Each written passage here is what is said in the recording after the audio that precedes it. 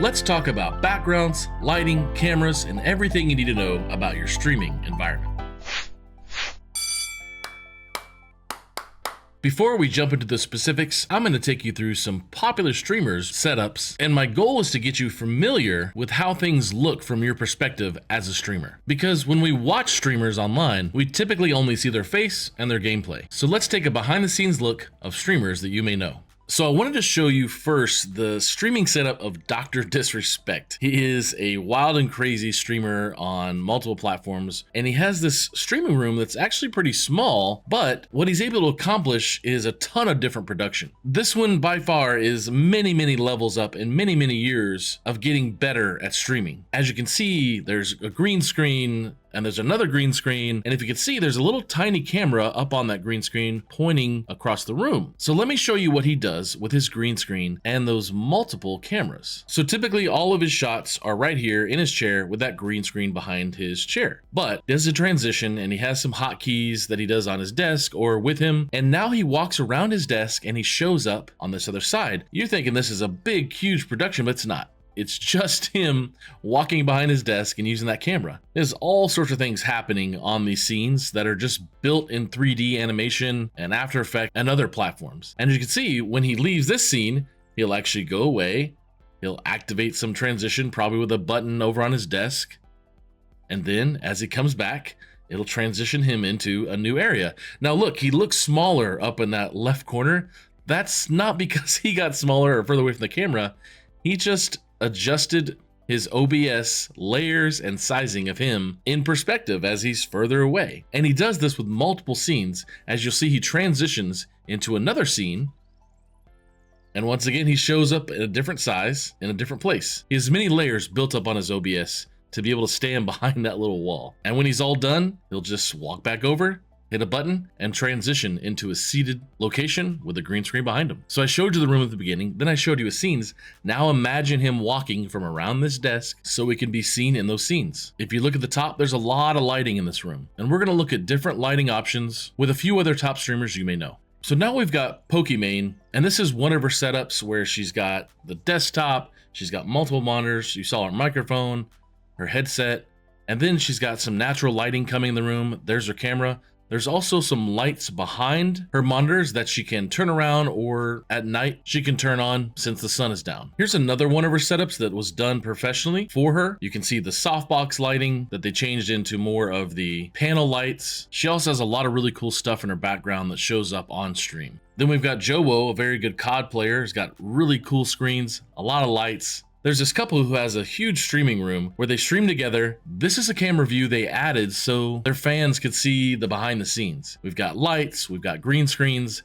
they've even got green fabric over their chairs. So now when they're set up, you can't see the chairs. All you see is this fake background they put as a layer underneath them in the OBS scene. Next we have Nadia, who's a Warzone streamer. She's got a few lights, she's got her camera set up, she's got nano leaves in the background, and she even has just a regular lamp for some extra lighting. Next up is Ninja. He had a ton of money and a ton of space to build his own streaming room. He was one of the first to set this trend, and if you look, he's got all sorts of background, memorabilia, sponsors, lighting, Fortnite game pieces, and then if we look at his station, he's got monitors, computers, some great lighting, and even a secondary station for him to do other videos. Last up is Nick A30. He's got a whole dedicated streaming room with custom computers, custom lighting, multiple monitors, a green screen he can pull down, different microphones, and different camera angles. Now let's jump into some of the specifics. I definitely recommend going to watch one of my other videos that breaks down all the good, better, and best levels of each type of equipment you will need to live stream. And since we just took a look at some professional streamers and their setups, I want to break down a few key elements about lighting, green screens, camera angles, backgrounds, and different locations you may stream from, like a room with natural light, or in a dark basement, or your bedroom where there's a little bit of natural light and some lights from your ceiling fan.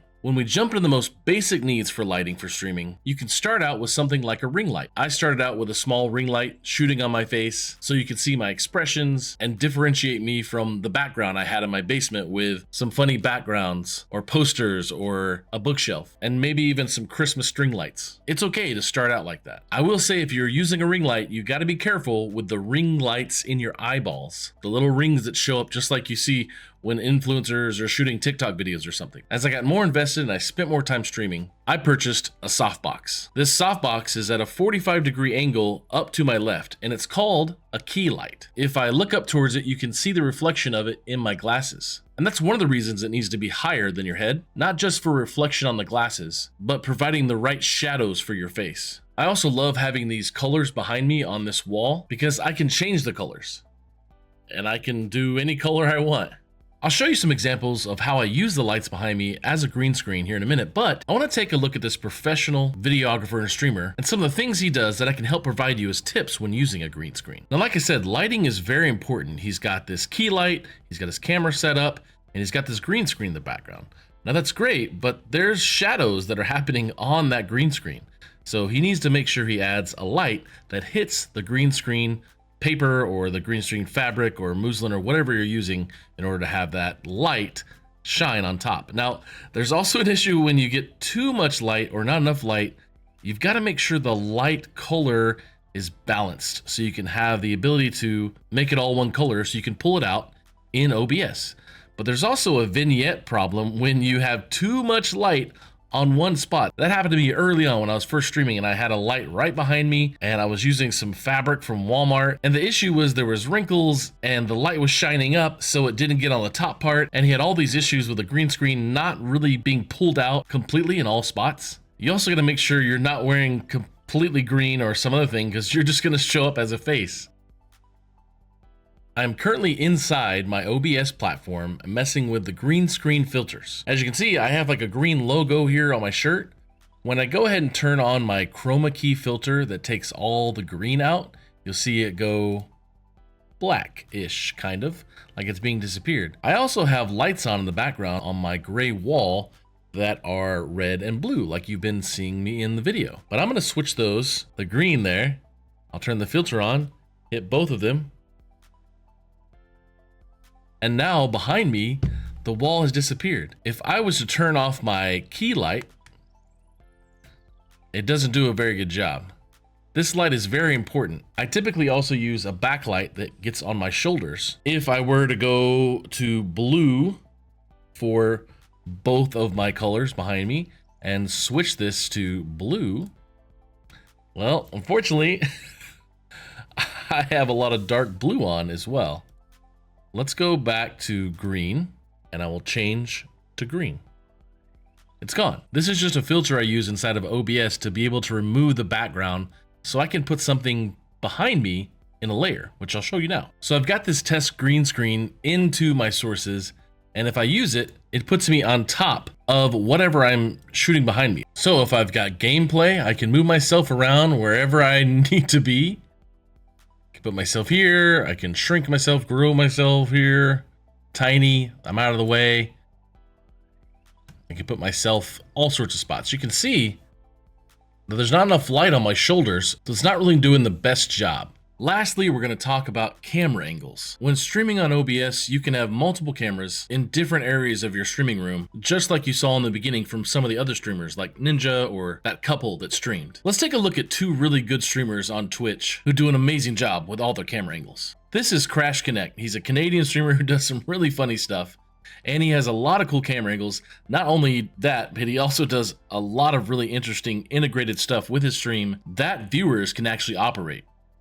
He's got multiple angles, he's got a blue screen. The quality of what he does is just amazing. He spends a lot of time coding all this really cool stuff for his stream. Lastly, let's look at BBJess. She has this little handheld device she can walk around with and operate what camera it needs to be used at that time. She has scenes for zooming in and zooming out. She's got real fun angles and she does a lot of silly stuff. This one's probably the coolest, where you can see all of the angles she has in one shot. It's high quality production and very expensive. Finally, this is a shoot that I was able to work on where we had a phone as a camera angle, and we had Septilence here open up some Pokemon cards and show them as he opened them and he talked about them.